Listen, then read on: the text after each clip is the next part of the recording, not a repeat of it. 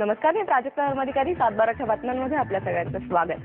बीड जिल्ह्यातल्या नेकनूरमध्ये पशुवैद्यकीय शिक्षण पूर्ण केलं आणि सचिन थोरात हा तरुण शेती करायला पुढे आला.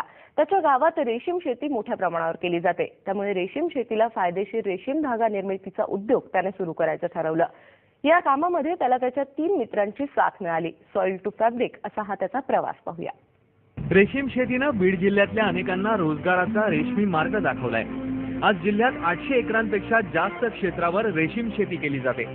पण रेशीम शेतीवर प्रक्रिया करणाऱ्या उद्योगांची जिल्ह्यात मोठी कमतरता होती. ही बाब लक्षात घेऊन नेकनूरच्या सचिन थोरात आणि प्रवीण थोरात या 2 मित्रांनी 2 वर्षांपूर्वी रेशीम कोशापासून धागा निर्मितीचा प्रकल्प सुरू केला. धागा निर्मितीनंतर त्याची विक्री त्यांना कर्नाटकात करावी लागायची. कर्नाटकात यावर प्रक्रिया होऊन त्याचं सूत बनायचं आणि तेच सूत पैठणी बनवण्यासाठी पुन्हा राज्यात म्हणजे येवला आणि पैठणला यायचं. यामध्ये शेतकऱ्यांचं शोषण व्हायचं. हे टाळण्यासाठी सचिन थोरात यांनी कच्च्या धाग्यापासून सूत निर्मिती स्वतःच करायचं ठरवलं.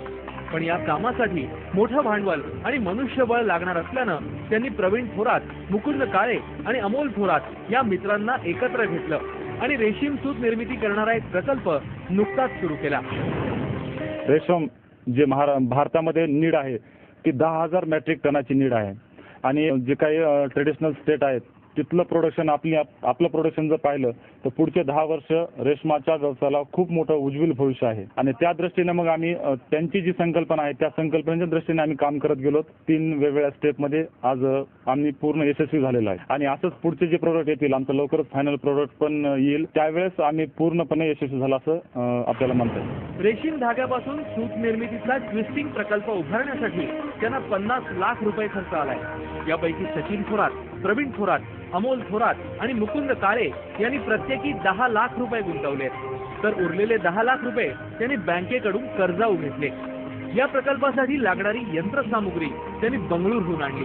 हा प्रकल्प सुरू करण्या अगोदर 7 फेब्रुवारी 2010 मध्ये स्वतःचं रेशीम कोष खरेदी केंद्र देखील सुरू केलं.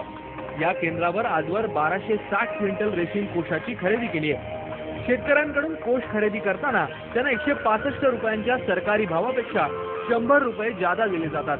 त्यामुळे शेतकऱ्यांना याचा चांगला फायदा होतोय. असं होतं की शासनानं भाव 165 रुपये एक रेटला भेटायचा. आता हा प्रक्रिया उद्योग सुरू झाल्यामुळे आम्हाला एक टेक्निकलाच मार्केट हे उपलब्ध झालं. प्लस शासनापेक्षा 100-125 रुपये किलोने जास्त भावाने घेतात ते. प्लस डागाळ पोचट वगैरे काही काढत नाहीत. त्याच्यामुळं मग सर्व शेतकरी मिळून तुतीचं लागवड वाढवायलेत आणि फार म्हणजे फायदेशीर व्यवसाय ठरला आहे. रेशीम शेतीमध्ये मराठवाड्यात बीड जिल्हा अव्वल आहे. जिल्ह्यात 800 एकरांवर तुतीची लागवड आहे. रेशीम अळीपासून मिळणाऱ्या कोशाची विक्री जिल्ह्यातच होऊ लागली. शिवाय किलो मागे 100 ते 150 रुपये जास्त मिळत असल्यानं शेतकऱ्यांना रेशीम शेती खात्रीची वाटू लागली. ट्विस्टिंग युनिट उभारताना कुशल मजुरांची सगळ्यात मोठी समस्या या तरुणांपुढे होती. म्हणून त्यांनी कुशल कामगारही परराज्यातून आणले. अतुल थोरात ट्विस्टिंग युनिटमध्ये दररोज किमान 30 ते 35 कामगारांना काम मिळालंय. हळूहळू इथल्या स्थानिक तरुणांना प्रशिक्षण देण्याचा त्यांचा विचार आहे. आपला धागा 20 किलो आपण पर डे कॅपॅसिटी, याची कॅपॅसिटी आहे 40 किलो. सध्या धागा कमी भेट असल्यामुळे 20 किलो काढतो सध्या आपण. आणि हा धागा बँगलोर मार्केटमध्ये, कर्नाटक मार्केटमध्ये आणि येवल्यासाठी ह्या तिन्हीसाठी आपला धागा जातो. सध्या मार्केट कमी जास्त होत असतं नेहमीच, तरी आपल्याला डिफरन्स हा एक 400 ते 500 रुपयापर्यंत डिफरन्स येतो आपल्याला. या उद्योगासाठी बीडचे रेशीम विकास अधिकारी अरुण गुट्टे यांचं मोलाचं मार्गदर्शन मिळाल्याचं हे तरुण सांगतात. त्यांच्यामुळे प्रकल्प उभा करण्यात आलेल्या अनेक अडचणी दूर झाल्या आहेत. येणाऱ्या काळात जिल्ह्यात आणखी 200 एकरांवर रेशीम शेतीचं क्षेत्र वाढवण्याचा त्यांचा मानस आहे.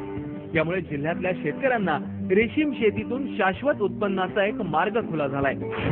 त्यांनी युनिट सुरू केल्यामुळे जिल्ह्यातील शेतकऱ्यांच्या कोष खरेदीच्या भावामध्ये निश्चितच शेतकऱ्यांना 150 ते 200 रुपये किलो मागे त्या ठिकाणी त्यांनी वाढवून दिलेले आहेत आणि पर्यायानं शेतकऱ्यांच्या मनामध्ये या उद्योगाबद्दल आज या ठिकाणी स्थिरता निर्माण झालेली आहे.